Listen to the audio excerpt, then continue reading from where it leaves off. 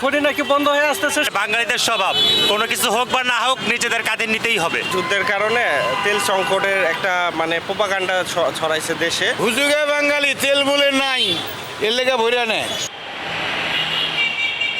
চলমান যুদ্ধের কারণে বিশ্বের অন্যতম গুরুত্বপূর্ণ জ্বালানি রুট হরমুজ প্রণালী বন্ধ করে দিয়েছে ইরান। এতে আন্তর্জাতিক তেল সরবরাহে অনিশ্চয়তা তৈরি হয়েছে। এরই প্রভাব পড়তে শুরু করেছে বাংলাদেশের বাজারেও।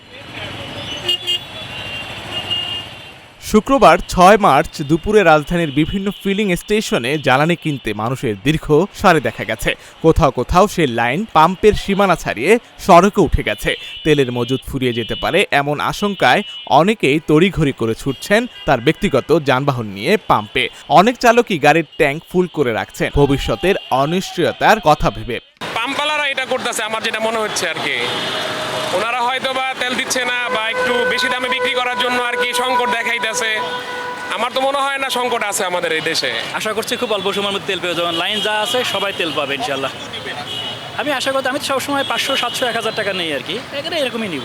যুদ্ধের কারণে তেল সংকটের একটা প্রোপাগান্ডা ছড়াইছে দেশে। ভাবছি যে তেলের খনি নাকি বন্ধ হয়ে আসতেছে, সেক্ষেত্রে তেলটা ভরে রাখার জন্য আমার জন্য ভালো হবে আর কি। যার কারণে আপনার তেলের মজুদ কিন্তু বাংলাদেশে অলরেডি আছে 28-30 দিনের, কিন্তু তাও মানুষ উপচে বড় ভিড় পড়তেছে তেলের লাইনের জন্য। আর পাম্পগুলো অলরেডি বলে দিচ্ছে যে তেল কয়েকদিনের মধ্যে শেষ হয়ে যাবে। এজন্য বাইকারদের গাড়ির লেন অনেক বেশি। তেল আছে কিন্তু আরও তেল নিতে হবে। যাব হচ্ছে আমি নতুন বাজার গুলশানে, সেক্ষেত্রে তেলটা এখানে নিয়ে যাচ্ছি কিন্তু অনেক পাম্প বন্ধ। তেল প্রয়োজন আমার, সেজন্য আসছি, সেদিকে সিরিয়াল। দেশের যে যুদ্ধ চলতেছে, যুদ্ধ লেগে মনে হয় যে সংকট আর কি। হঠাৎ করে এই অবস্থা দেখতেছি, আগে দুগুণ ছিল না। তবে পাম্প কর্মীরা বলছেন আপাতত তেল সরবরাহে কোনো ঘাটতি নেই, কিন্তু যুদ্ধের খবর ছড়িয়ে পড়ার পর থেকেই অস্বাভাবিক হারে মানুষ তেল কিনছেন। সবাই ভইরা, সবাই ভইরা, সবাই ভইরা।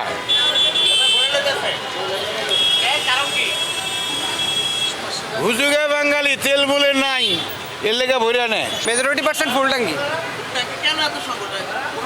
কোনো সংকট তো নাই বস।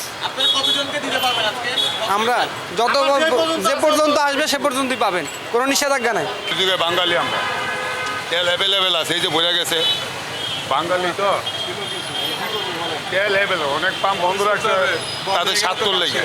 সরকারি হিসেবে বাংলাদেশের রাষ্ট্রীয় ব্যবস্থাপনায় প্রায় 1 মাসের জ্বালানি তেলের মজুদ রয়েছে। দিন যত গড়াচ্ছে ইরান ইসরায়েল যুদ্ধের প্রভাব নিয়ে উদ্বেগ বাড়ছে বাংলাদেশেও। পর্যাপ্ত মজুদ থাকা সত্ত্বেও অনেকেই অতিরিক্ত তেল কিনছেন।